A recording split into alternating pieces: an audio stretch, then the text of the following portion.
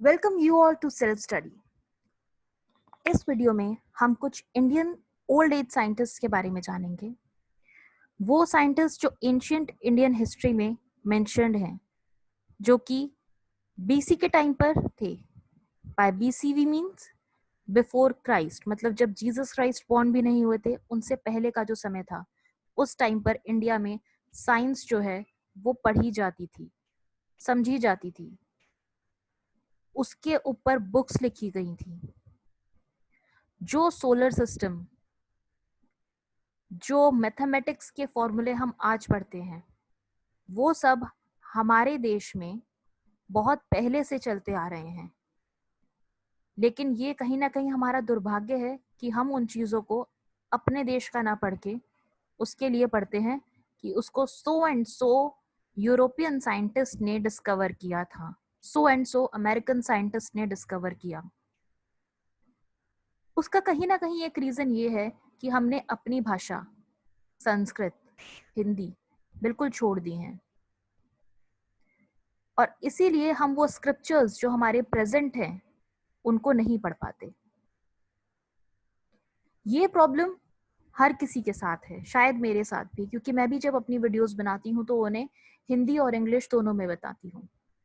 उसके दो रीज़न हैं, कुछ कि मैं उन चीज़ों को अच्छे से एक्सप्लेन कर पाऊँ, और एक ये कि मेरे व्यूअर्स उस चीज़ को अच्छे से समझ पाएं। तो इन चीज़ों को ध्यान में रखते हुए मैंने इंडियन साइंटिस्ट के ऊपर एक वीडियो बनाने की सोची, जिससे कि जो भी आज इन वीडियोस को देखे, एटलीस्ट उन्हें ये तो पता चले कि हमारा भारत बहुत पहले से बहुत आगे था। इनफैक्ट हमेशा से ही आगे था, बस हमारे मन में भारतीय होने की वो गर्व होना चाहिए। तो पहले जो हमारे साइंटिस्ट हैं, हमारे वैज्ञानिक हैं, वो हैं सुश्रुत, जो कि 600 बीसी में थे। 600 बीसी का मतलब है जब क्राइस्ट पैदा हुए थे, उससे भी 600 साल पहले। ये एक तरीके से आप समझिए, he was a doctor, he was a surgeon. इन्होंने ह्यूमन एनाटॉमी पर जो है रिसर्च किया हुआ था। इन्हें हर टाइप की सर्जरी आती थी। इन्होंने आईज, नोज, जितने भी हमारे सेंस ऑर्गन्स हैं, इनकी सर्जरी के बारे में अपनी बुक्स में लिखा है। प्लास्टिक सर्जरी तक को इन्होंने अपने स्क्रिप्चर्स में रेफर किया है, बताया है उसके बारे में भी। अब आप सोचिए, जिसको हम इतना एक मॉडर्न एडवांसमेंट समझते हैं, सोचते हैं कि क्या चीज़ डिस्कवर की है लोगों ने, जो वेस्टर्न पीपल हैं, प्लास्टिक सर्जरी, वो 600 बीसी में सुश्रुत ने मेंशन की हुई थी। और इन्होंने एक बुक लिखी थी, सुश्रुत संहिता, जिसमें इन्होंने बायोलॉजी और फिजियोलॉजी के बारे में काफ़ी कुछ बताया था। उसमें साथ साथ इन्होंने क्लासिफिकेशन, प्लांट्स की, एनिमल्स की, बर्ड्स की, इन सब के बारे में बताया था। रेप्टाइल्स के क्लासिफिकेशन और कैरेक्टरिस्टिक्स भी बताए थे। और आज हम कहीं ना कहीं वो क्लासिफिकेशन का क्रेडिट वाइटेकर और लिनियस को दे देते हैं। दूसरे हमारे जो साइंटिस्ट आते हैं वो हैं चरक। ये भी 600 बीसी में थे। इन्होंने मेडिसिन और ड्रग्स की फील्ड में अपना कंट्रीब्यूशन दिया था। इनकी रिसर्च जो थी वो इन फील्ड्स में थी, और इन्होंने कुछ हाइपोथेसिस दी थी about the immunity, digestion and metabolism. इन सब चीज़ों के ऊपर इन्होंने अपनी किताब चरक संहिता में बहुत कुछ बताया था। और उसी के बेसिस पर जो मेडिसिन, जो ड्रग्स, इम्यूनिटी को लेकर जो इन्होंने बता रखा है, उसी के बेसिस पर आज हमारा आयुर्वेद काम करता है। आगे हम दूसरे अपने वैज्ञानिक को देखते हैं, वो हैं पतंजलि। ये 200 बीसी में थे, और इनका नाम आज कौन नहीं जानता। वो अलग बात है कि आज हम इसको एक इंडस्ट्रियल नाम के बेसिस पर जानते हैं कि पतंजलि क्या है, एक इंडस्ट्री है जो हमें आयुर्वेदिक दवाइयाँ सप्लाई कराती है, जो कि बाबा रामदेव चलाते हैं। और वो कौन है? वो एक योग गुरु हैं। लेकिन उन्होंने अपनी इंडस्ट्री का नाम पतंजलि क्यों रखा? क्योंकि वो योगा सिखाते हैं, और योगा या फिर योग विज्ञान जिसे हम कहते हैं, वो भारत में जो बताना शुरू किया था, उसके ऊपर जो किताबें लिखनी शुरू करी थी, उसके जो फाउंडर थे, जो प्रोपाउंडर थे, वो थे महर्षि पतंजलि। योगा के थ्रू कैसे फिजिकल और मेंटल हेल्थ को आप क्योर कर सकते हो, ये महर्षि पतंजलि ने बताया था। और इन्होंने 2 किताबें लिखी थी, एक थी महाभाष्य और एक है योग सूत्र।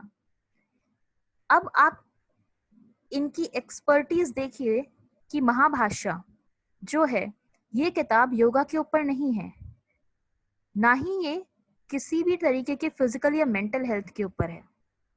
महाभाष्य जो किताब है वो संस्कृत ग्रामर, संस्कृत व्याकरण के ऊपर है।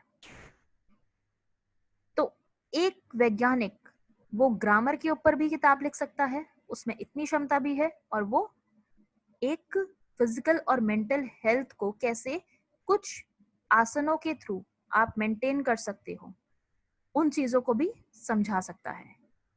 ये थे पतंजलि। अगले हमारे वैज्ञानिक हैं ब्रह्मगुप्ता, जो 598 बीसी से 668 बीसी तक रहे। ये एक मैथमेटिशियन थे और एक एस्ट्रोनॉमर भी थे। इन्होंने 2 किताबें लिखी थी, पहली थी ब्रह्मस्फुट सिद्धांत और दूसरी थी खंड खद्यक। इनका जो काम है उसमें सब कुछ linear equation, series of numbers, जिसमें कि हम आजकल जो स्क्वायर और क्यूब्स पढ़ते हैं, तो जब हम एक सीरीज देखते हैं नंबर की, उनके स्क्वायर्स और क्यूब्स का सम क्या आएगा, उन सब के बारे में, पाइथागोरियन ट्रिपल्स के बारे में, क्वाड्रिलेटरल्स, ट्राइंगल्स के बारे में इन्होंने बहुत कुछ बताया हुआ था। साथ ही साथ ये एक एस्ट्रोनॉमर भी थे, और इन्होंने एस्ट्रोनॉमी से रिलेटेड भी बहुत सारी ऐसी चीज हैं जो अपनी किताबों में बताई थी।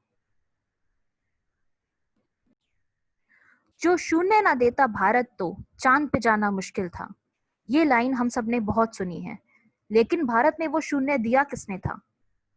आर्यभट्टा, जो कि 475 बीसी से 550 बीसी तक रहे। ये भी एक मैथमेटिशियन और एस्ट्रोनॉमर थे। इन्होंने आर्यभाटिया और आर्य सिद्धांत नामक 2 किताबें लिखी थी, और इन्होंने ही जीरो जो है वो इन्वेंट किया था।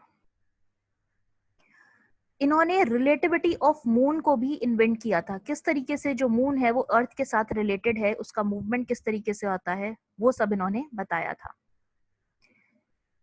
प्लेस वैल्यू सिस्टम, पाई की जो वैल्यू है उसका भी अप्रोक्सीमेट वैल्यू आर्यभट्टा ने दी थी। Area of a triangle, sine, cosine जो हम ट्रिग्नोमेट्री में पढ़ते हैं, वो सब भी इन्होंने बताए हुए थे। साथ ही साथ अर्थ अपने एक्सिस पे रोटेट करता है, ये भी आर्यभट्टा की किताबों में लिखा हुआ है।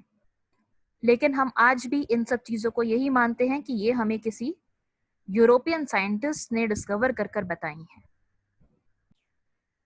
वराहमिहिर, जो कि 600 बीसी में थे, और इन्होंने बृहद संहिता लिखी है।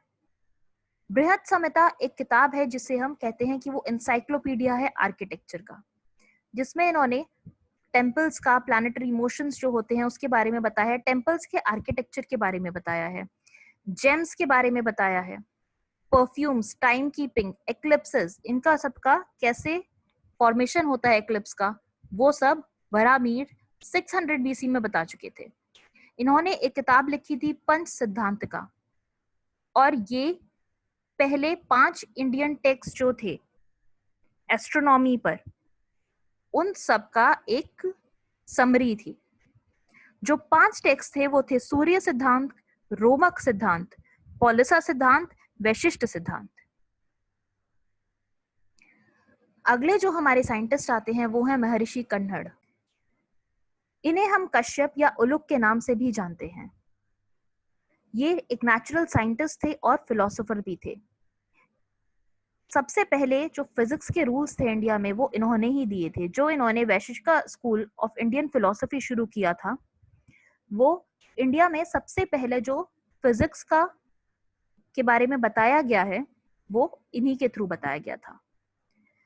वैशेषिक सूत्र जो है उसमें एटॉमिस्टिक अप्रोच टू फिजिक्स, कि हर चीज जो है वो कहीं ना कहीं उसका एक छोटा पार्ट है। जो एटॉमिक थ्योरी हम अब पढ़ते हैं वो इन्होंने उस टाइम पर दी थी। इनकी जो किताब है वैशेषिका सूत्र, उसमें एटॉमिक थ्योरी मिलती है कि हर पार्टिकल जो है इस पूरी अर्थ पे वो एक बहुत छोटे पार्टिकल से बना हुआ है जो कि आगे डिवाइड नहीं हो सकता। तो ये थे हमारे कुछ एंशियंट इंडियन साइंटिस्ट जिन्होंने ऐसी बातें उस टाइम पर हमें बताई हुई थी या उन टाइम पे बताई हुई किताबों में लिखी हुई हैं, जिन्हें हम आज पढ़ भी नहीं पाते क्योंकि वो संस्कृत में है और हमें शायद उनके बारे में पता भी नहीं है। Thank you for watching the video. If you are here for the first time, पहली बार आ रहे हैं तो प्लीज सब्सक्राइब करें, वीडियो लाइक करें और शेयर भी करें, जिससे ये जो इंफॉर्मेशन है ये आगे और लोगों तक पहुंचे।